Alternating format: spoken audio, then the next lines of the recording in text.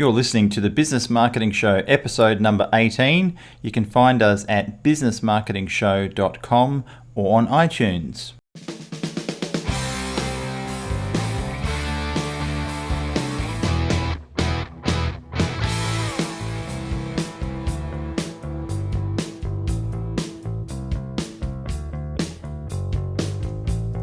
Hi everyone, this is Keay-Smith from Online Impact, here with Brendan Tully from the Search Engine Shop, and you are listening to the Business Marketing Show.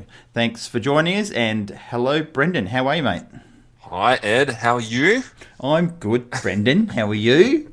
I'm well.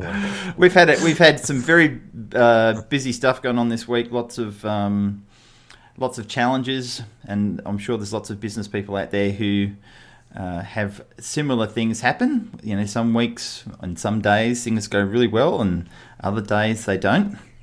And I think it's all to do with what your expectations are quite often, and how you're setting yourself up for the results you're looking for. And this is going to be the subject of today's podcast. Mm-hmm. So you've got some notes you've put down here that we're going to go over. Avoiding failure, expectation settings and results. So what would we actually classify the topic of this? What would be the umbrella topic that we're going to talk about? I don't know. Success? I guess expectation and results is what we started with. Yeah. We see, I guess in the workshops a lot, we see or we hear stories of people having spent $5,000, $10,000, $15,000, $20,000, like small businesses, on a website and not very happy because it's not generating any results. So I guess there's some I guess key points or mindsets or strategies and tactics that a lot of business owners need to be aware of around setting their expectations and getting results online. So cool. We have a few notes here to talk through, I guess. Mm-hmm. Go for it. You can lead off. Okay, so I guess let's define what's expectation, what's result. So expectation is the result that you expect to happen, and the result is actually what happened. Mm-hmm. And very, very often online, the result doesn't live up to the expectation. So from my perspective, there's really two reasons for this. One is the expectation was unclear, or it was unrealistic, or simply unachievable. Yep. And I think a lot of the time it's generally unclear, like the expectation that, the common one is, if I'm number one in Google, or if I'm at the top of the Google for whatever keyword it is, I will be an insta-millionaire, which is really not true, right? Damn it, that's what I've been thinking. You mean my thinking is flawed. Okay, so we have to have some type of realistic expectation, and I think typically most people, when they start an online business or a website of some type, have the build it and they will come mentality, and that's about all they think. We'll put up a website, there'll be heaps of people that will come to the website, they'll buy all my stuff, and then everything will be wonderful, which is exceptionally vague and unrealistic. Mm-hmm. Yep. Totally agree. Like, for sure, it's important to get traffic, but Google isn't necessarily the best traffic source. You don't get to be number one by magic, and there's so many other things we've talked about in other episodes that the design of the website isn't the sole focus, or the being number one in Google isn't the sole focus. So, if your expectation is that if you get there with a number one ranking, that you're going to be successful or whatever, or your business is instantly going to double overnight, then that's just completely wrong, right? Yeah, absolutely. So if your expectations are to achieve a certain result, whatever that may be, it may be a number of visitors or a number of conversions, you need to reverse engineer the whole process. And that's the Stephen Covey book, 7 Habits of Highly Successful People. One of the things they talk about is begin with the end in mind. So if you're saying, what's the end result that we want to achieve from this website? Is it a certain number of sales, a certain number of sign-ups in any given month, or for a whole period of 12 months?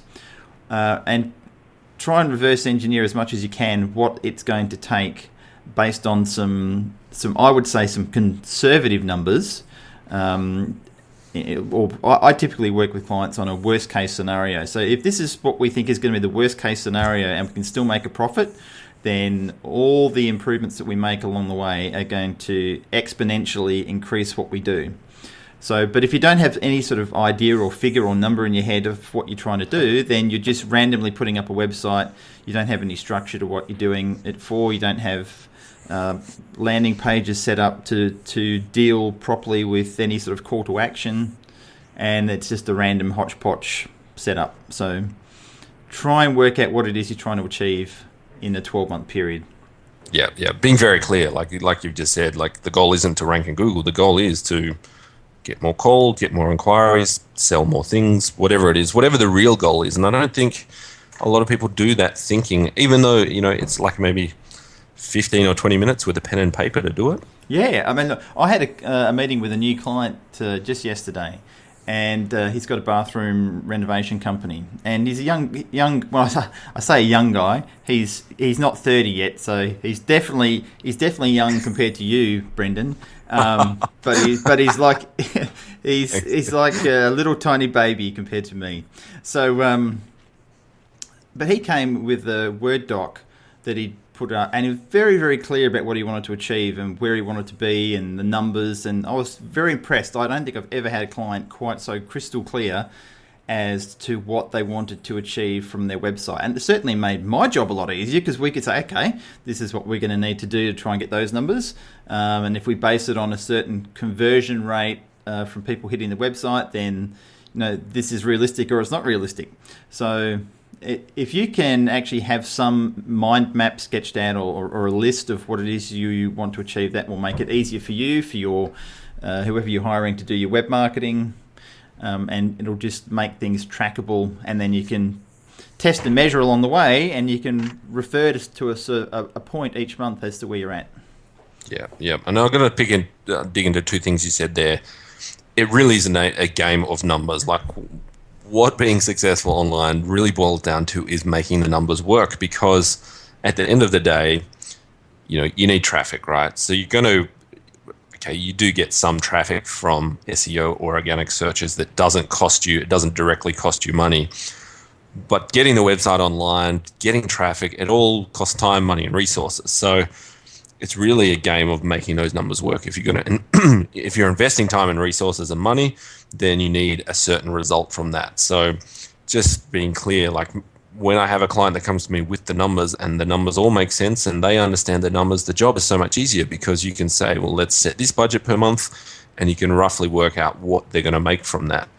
And in some cases, the numbers don't work. If you're selling a $10 widget that you make $2 profit off, and you're hiring an external consultant, you're going to have to sell a lot of widgets to make that whole engagement profitable and that whole process profitable. So it really is important to know your numbers and know how many leads you need to make a sale, your conversion rate. So if you get 10 inquiries and you make 2 sales off those 10 inquiries, then you've got a 20% conversion rate on those leads. So knowing those numbers and having a good feel for them is really important when it comes to working with someone external and talking about things like paid traffic, like paying for AdWords and paying for people to come to your website, because it's a very fine line between making those numbers work and making it a profitable exercise versus just throwing money down the drain, right? Yeah, absolutely. And education is part of the issue. Is I still have clients who are sitting in front of me to this day and say are doing this for coming on 11 years now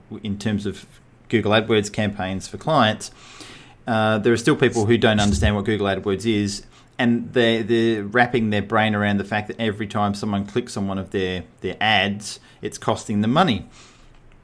And often, if they're in a particular marketplace that's quite competitive, because they haven't been exposed to this scenario before, they are not aware that their competition is paying, as an example, $10 a click for a fairly major keyword term that they're targeting and all their other competition is targeting, and they now have to come into the fold and do the same thing. So they're going from not advertising to all of a sudden having to advertise and thinking they will get away with a $30 a day budget for something that's costing them $10 per click.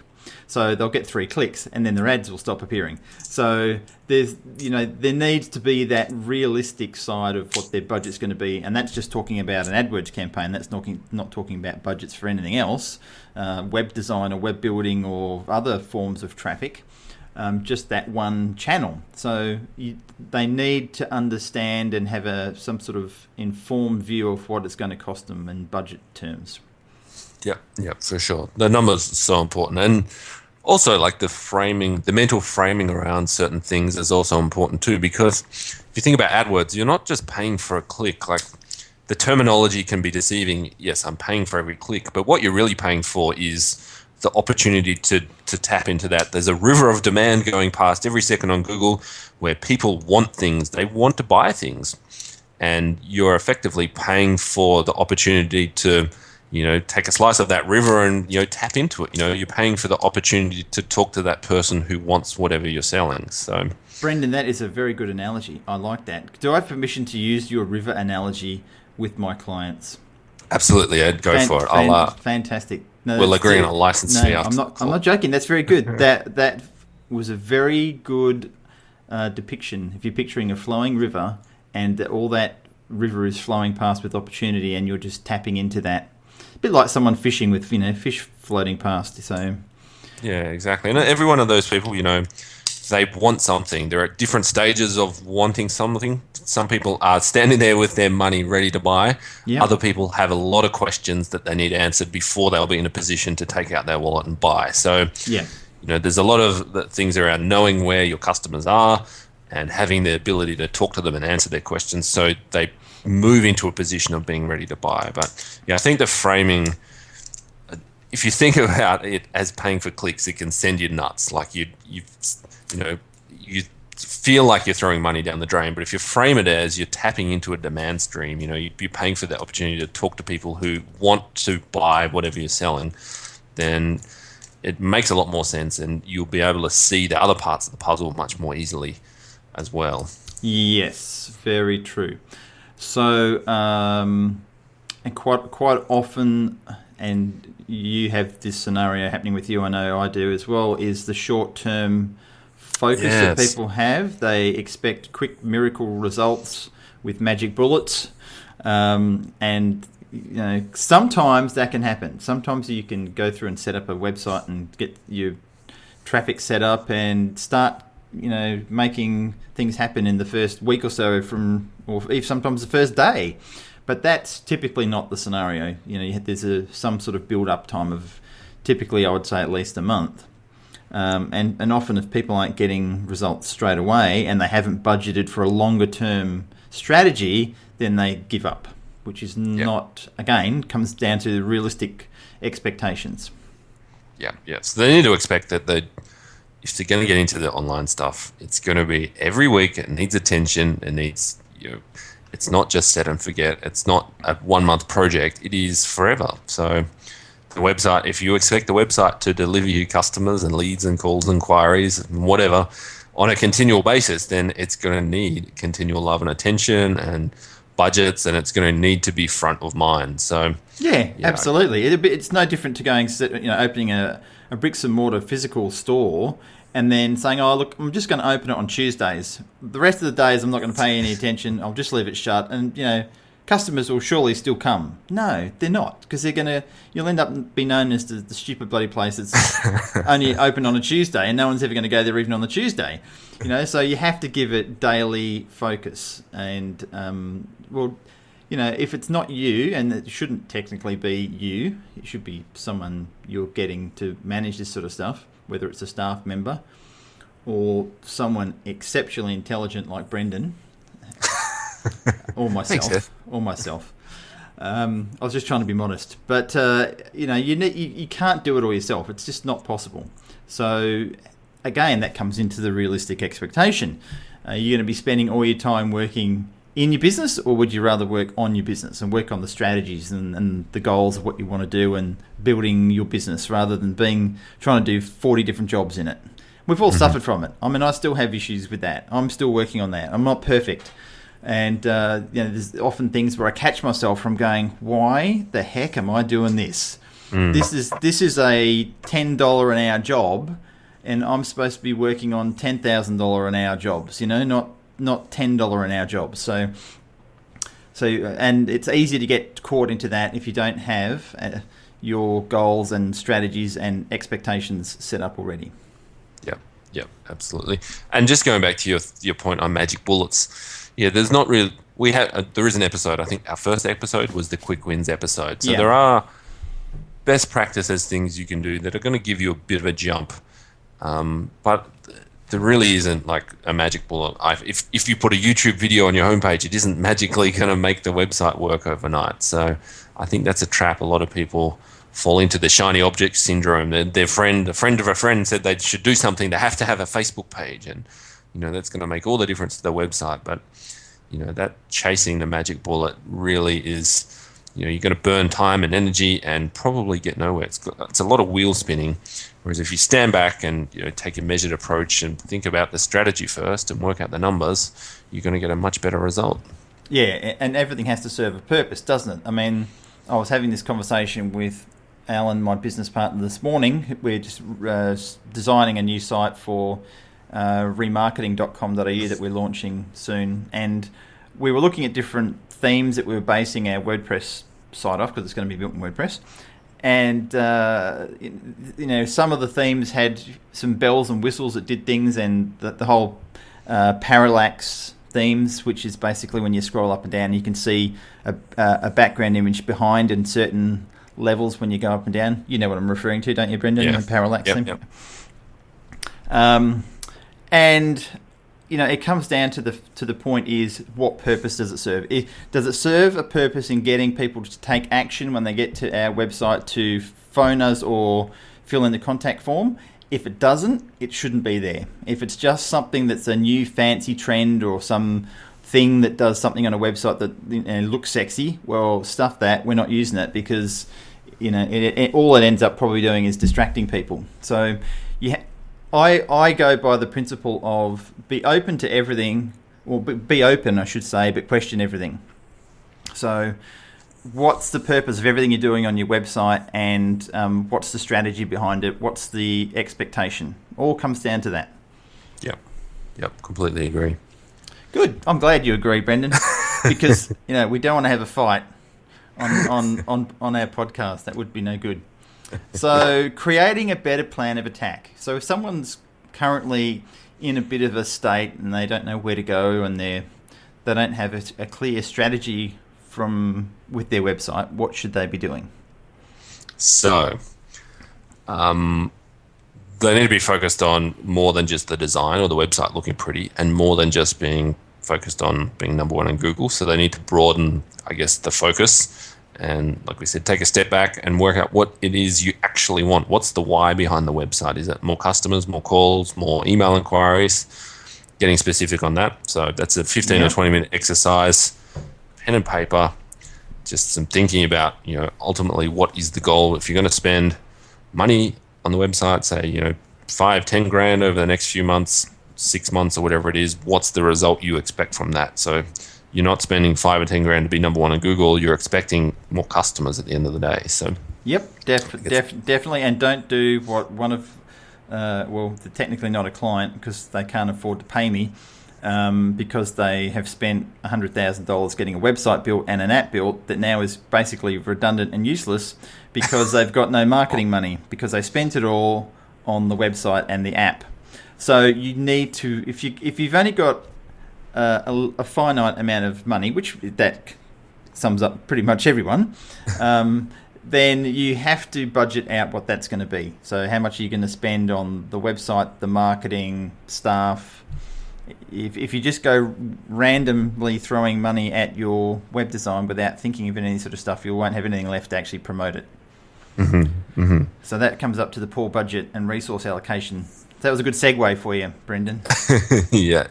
So split. Yeah. So what are the things they have to focus on? Copywriting, photography, other images, the design itself, the development and build, traffic generation, ongoing support and maintenance for the website if they need it. So it's not just the initial build cost. No. Okay, so what's our third point here? That don't rely on a single marketing source or traffic channel. So No. this is a classic one where people get to number one in Google, and that's generating a lot of traffic and a lot of business, and then suddenly Google changes the rules or changes the algorithm, and their rankings disappear overnight. And in some cases that can destroy the business. And so, it's like having a one-legged stool. So you need to be focused on multiple sources of traffic to the website and understanding where that traffic's coming from and why they're buying, and the whole underlying marketing principles that kind of support that, if that makes sense. Yeah, definitely. Yeah, no one wants to sit on a one-legged stool because it's very uncomfortable. And so typically, sorry, go ahead. I'm just saying, you could fall over. Yeah, you could. So I mean, in terms of traffic sources, for most of my clients, we look at three. So SEO, so the organic ranking in the search results, paid traffic, so that would be AdWords, Yep. and then email marketing. So if they have three, at least they have a little bit of protection and insurance around search engine changes, especially email marketing. We've talked about in another episode that's probably one of the most powerful and lowest cost marketing channels when done properly. And most people don't do it. So you need to, I would say, if you're not focused on at least 3 channels of traffic right now, that's something you need to be doing, because it's an unrealistic expectation to expect that traffic to always be there if you're relying on one source. So realistically, that source will go away, and there will be some ups and downs with it. So if you have at least three traffic sources, then it's going to balance out, and you'll have some protection against fluctuations. Yeah, definitely. And I mean, if we're talking search engine optimization, that comes under a whole category of traffic. It's not just Google, but unfortunately, Google is the sort of 80% of that traffic for most businesses. And AdWords, which is Google, and then you've got YouTube advertising, which is Google, and then you've got remarketing, which is, can be Google and other sources. So there's quite a lot that comes under the category of Google, which is, so don't count. I would count anything under the heading of Google as one. Because typically, if you get banned from Google in some way, shape, or form, you're pretty much stuffed across all of their platforms. That's been my experience. So don't count AdWords and Google SEO or Google traffic, organic traffic, as 2 separate things. They're actually one thing, in my opinion. So I would say, look, we've got social media traffic, and one of those sources could be Facebook, and another source could be LinkedIn. So that they would be 2 separate sources of traffic because they're 2 different companies. So would you agree with that, Brendan? Yep. Yeah. So single source dependency is a major problem. Things fail, things go wrong. You have to expect that. So I guess that brings us to the last point, is not planning for the worst case scenario. And I see this quite often with brand new business owners where they've bet the whole farm on the website. So it's a do or die kind of scenario. If the website isn't successful, they lose their house, or they go bust, or they've lost 10 years of savings, or whatever it is. Like it's and that, coupled with a short-term focus and unrealistic expectations around how much work is actually required and how much time and attention they need to give to the website, when you add those 3 things together, it's a recipe for disaster. So you should never bet the farm on the website. You shouldn't be, good ideas are great, but the execution is everything. And just because you have a good idea doesn't necessarily mean it's going to work, or that you should mortgage your house or get a second mortgage to do it. So I cringe when I see people who do this and they get in these situations, but by the time I see these things, it's too late. I don't know if you've had experience with that, Ed. Oh yeah, all heaps, yeah. And it's I'm not quite understanding why I end up getting in front of these people at the wrong time. So maybe it's something I'm doing wrong, but it's just there's a lot of people out there that will give incorrect information just to get a sale. Surprise, surprise. So they'll be sold on the fact that they need to have this combination $100,000 website and app to be in the game, which is technically not true. So assess everything before you hand over your money.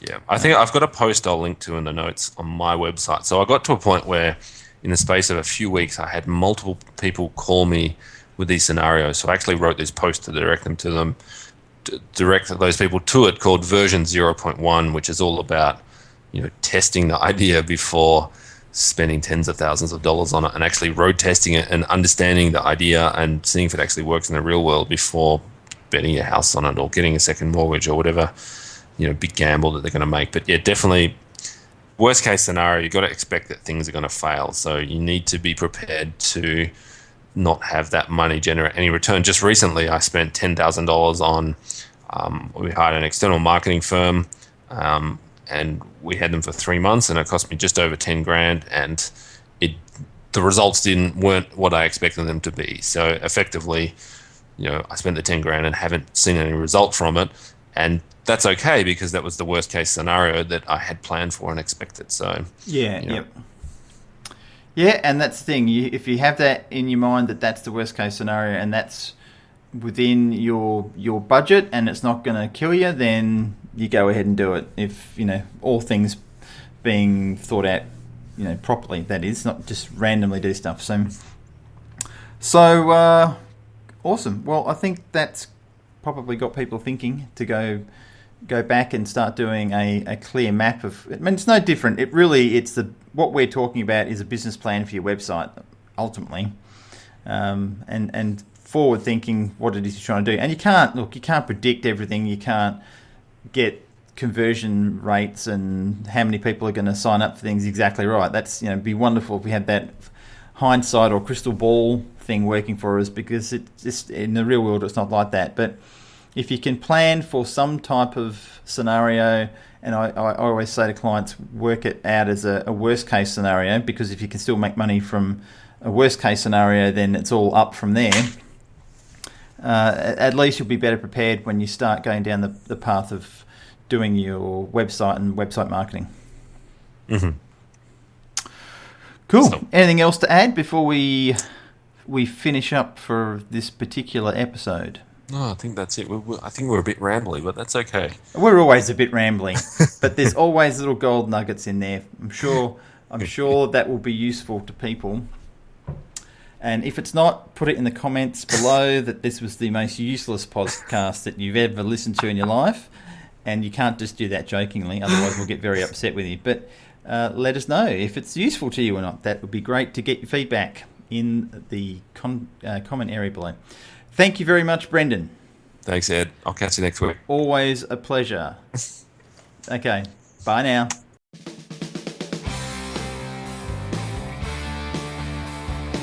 You've been listening to The Business Marketing Show. You can find us at businessmarketingshow.com or on iTunes.